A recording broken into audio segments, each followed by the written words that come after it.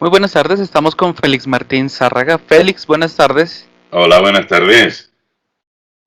Félix, ¿desde dónde nos contactamos en este momento? Pues desde Murcia, con un tiempo invernal, no hace mucho frío, pero como aquí en Murcia tenemos mucha humedad y está encapotado, empieza a ponerse el sol, hará pues 12 graditos y centígrados, y la verdad es que apetece prender la chimenea. Félix, estamos haciendo este especial en Tuna Rosariza con Linaje y Tradición acerca de el traje en la tuna. Sí, Empecemos de pronto quizás hablando sobre los orígenes del traje o más bien de pronto si podemos hacerlo sobre cómo estaba compuesto el traje en estos primeros tunos que como lo habíamos revisado en algún momento hicieron parte de las ferias y de las comparsas. pues mira, la cuestión es muy fácil, dado que lo único que hemos encontrado bibliografía que avale el origen de la tuna, aparte de fin de la década de 1830 en el Carnaval de Madrid, tenemos que con posterioridad a esa fecha, estamos hablando del tercio central del siglo XIX, hay documentación en la prensa de la época que acredita que aquellas comparsas, y hablo ahora solo de las de estudiantes, porque también hubo comparsas del pueblo llano que se disfrazaba de lo que le diera la gana. Recuerda que el carnaval es una época de transgresión. El hombre se disfraza de mujer, la mujer se disfraza de hombre, se ponen máscaras con las cuales se atreven a decirle cosas a la persona que tienen enfrente que sin máscara no se atreverían, desde picardías hasta insultos, lo que les diera la gana. Y pues en aquella época hubo gente que se vistió, estas comparsas de estudiantes, hubo comparsas que se vistieron del antiguo traje escolar, aquel que la regenta María Cristina le prohibió en 1835 porque no estaba acorde con las costumbres de la época. Esto es una influencia de la Ilustración francesa. Y aquel traje prohibido, con lo que alguna comparsa salió, que no fueron la mayoría, era la famosa loba, que es una especie de sotana larga hasta los talones, con dos aberturas por los lados por los que se sacaban las mangas, las manos. Básicamente eso, y sobre ello para abrigarse una capa gigante que era el manteo. Recuerda que los escolares que estaban viviendo dentro de los colegios o estudios generales o universidades, que fue el nombre que posteriormente tomaron, llevaban beca, pero para ello tenían que demostrar expediente de pureza de sangre, que significaba que por los 4 abuelos no había ninguno que fuera converso, bien porque tuviera antecedentes judíos o musulmán, y los que no tenían expediente de clase no llevaban beca porque no eran internos de los colegios y eran los famosos manteístas. Bueno, pues de esto solamente yo he encontrado la foto de una comparsa, pero ya en el primer quinto del siglo XX, y la tengo publicada en página web. La inmensa mayoría se disfrazaban de Pierrot, de clowns, o sea, de payasos, de Mefistófeles, con el traje del ejército de los suavos, con camisa garibaldina en honor a Garibaldi, que era un militar italiano. O sea, iban de un sinfín de pintas, de estéticas, eh, se conformaban para carnaval, desaparecían después del carnaval, en carnaval corrían la juerga, podían o no postular, y poco antes de 1878 ya hubo alguna que otra comparsa que se vistió como posteriormente el éxito mediático de la estudiantina española alcanzado en el Carnaval de París de 1878 hizo que se generalizara la vestimenta. Se vistió con taleguilla, que es el pantalón corto por debajo de la rodilla, ajustado, pero no tanto como el de los toreros. Eso es una taleguilla. Jubón, el jubón, que en aquel entonces no llevaba faroles en las mangas. Aquella estudiantina llevaba debajo del pantalón unas medias negras de seda, zapatos negros con hebillas de plata o plateadas. La camisa era de cuello alechugado, o sea, con ondas, blanca, y en la cabeza llevaban diferentes sombreros. Unos llevaban bicornio, hay algunos que llevaban otro tipo de sombrero y los postulantes llevaban gorra.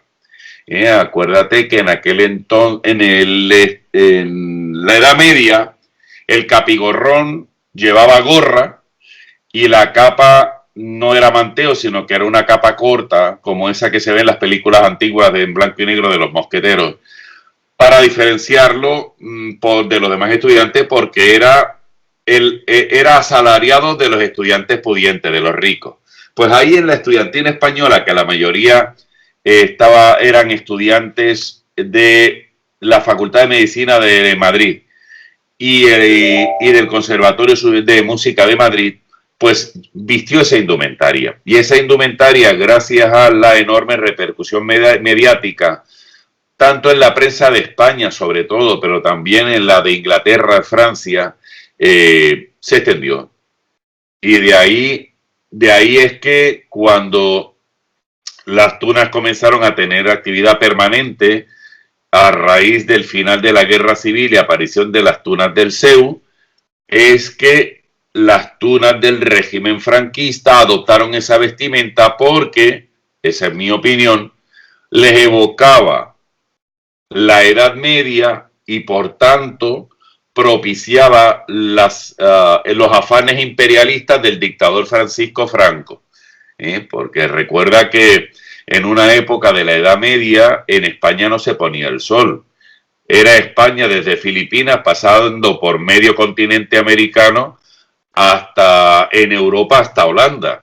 O sea que la verdad es que España llegó a ser la primera potencia del mundo en aquella época. Que todo esto dio al traste con la invasión de Napoleón Bonaparte y que acabó en 1814 con la Guerra de la Independencia, cuando después de los fusilamientos del 2 de mayo, España empezó desde Cádiz para arriba a echar al invasor francés. O sea que, claro, por eso se entiende que a raíz de 1814 se liberaran todas las posesiones americanas de España, porque lógicamente si en los territorios españoles del continente americano se había generado, sobre todo entre los criollos, un afán de independencia legitimísimo, el mejor momento para atacar al ejército dominante es cuando el ejército dominante no puede mandar refuerzo porque está defendiendo su propia casa. O sea, ahí vino la independencia de Colombia, de México, de Perú, más o menos en el entorno de 1815-1825. Por ahí se apiñaron la inmensa mayoría de las independencias de los territorios de ultramar, que era como se llamaba. Pero bueno, el traje de tuna, fíjate tú, que empezó como comparsa, que fue variado, que hubo desde las disfrazadas de payasos hasta pasando por la de diablos, Mefistófeles, la de camisa garibaldina, las de zuavos, etcétera, hasta la vestimenta que ahora mismo tenemos, las tunas españolas, ojo, que no todas, porque tú muy bien sabes, como tuno colombiano, que la inmensa mayoría de las tunas de tu país tienen una vestimenta diferente heredada, entiendo yo, de la estética que adoptaron las primeras tunas colombianas, que eran la de Universitaria de Popayán y la Javeriana, por mencionar a dos, y luego la primera de chicas es la femenina javeriana, que es la segunda tuna más antigua del mundo, integrada exclusivamente por chicas. La primera es mexicana. Me refiero con actividad continuada. Entonces, ¿qué ocurre? Pues que haya un vestimenta diferente, pues normal, si es que en el pasado en España hubo vestimentas diferentes. No hay por qué descalificarlas de ninguna de las maneras.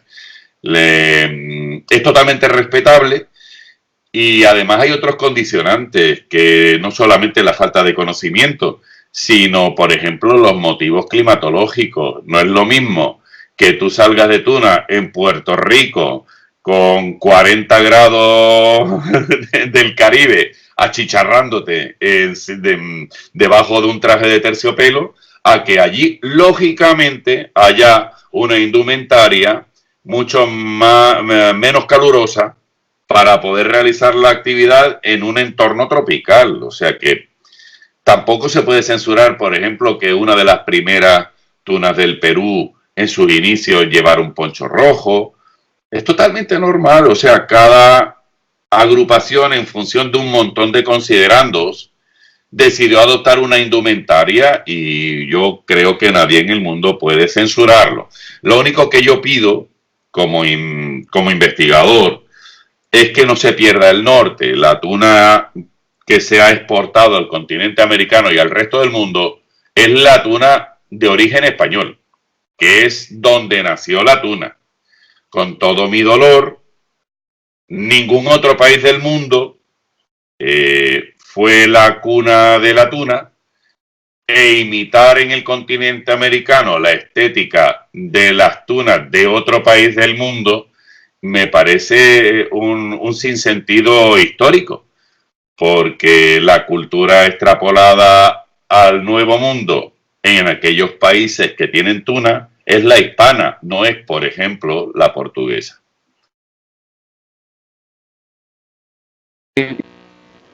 Ok, Félix.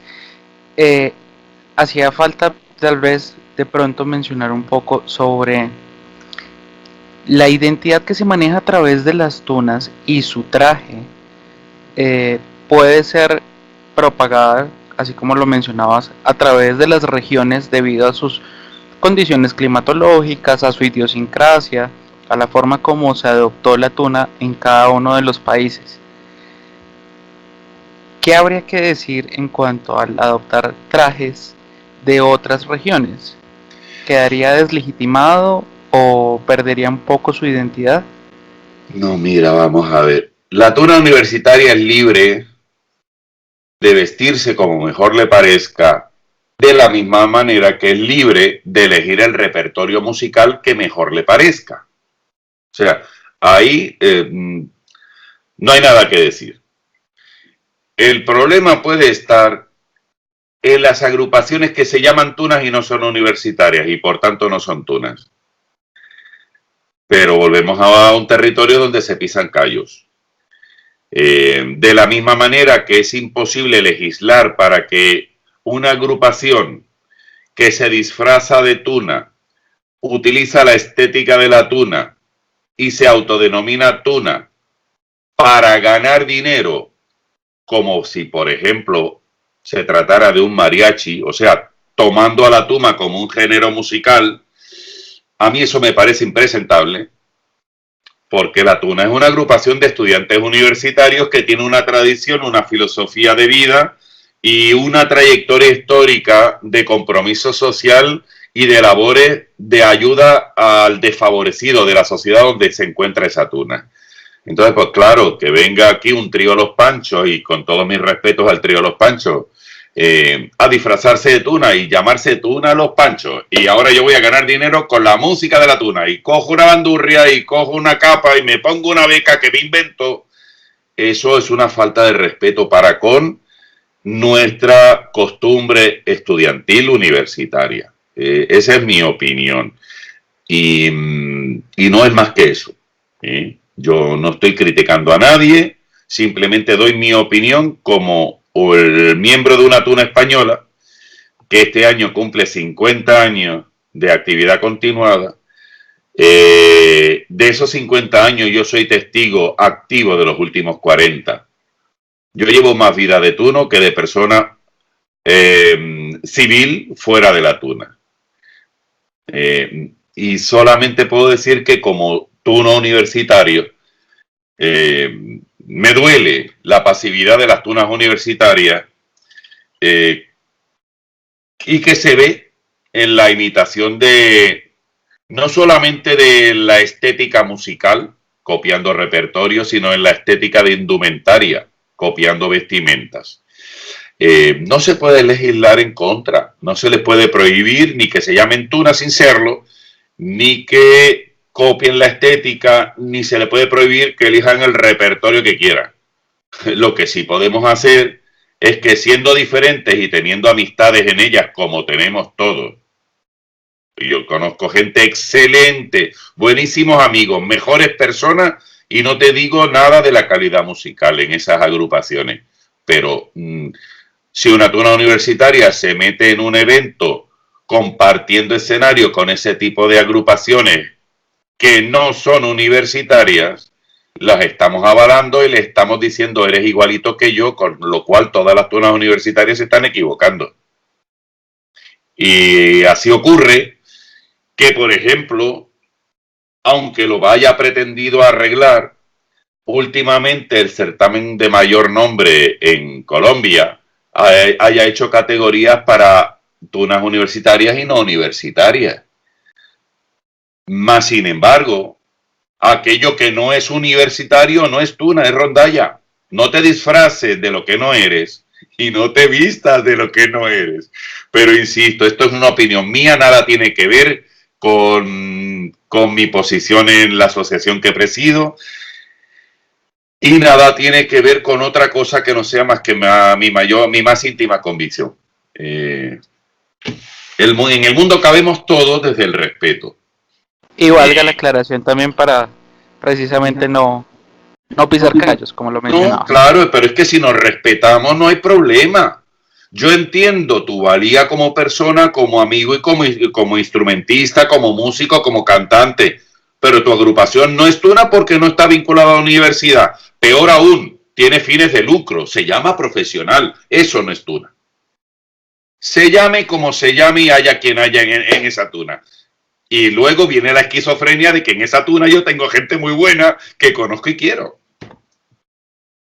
Félix, ¿qué mensajes le darías a las tunas a fin de proteger su tradición, de proteger de cierta forma su propia historia a través de su repertorio, de sus trajes, de sus, llamémoslo así, como tradiciones o actividades que realizan como tuna? Mira, es facilito. Primero, no olvidar las raíces.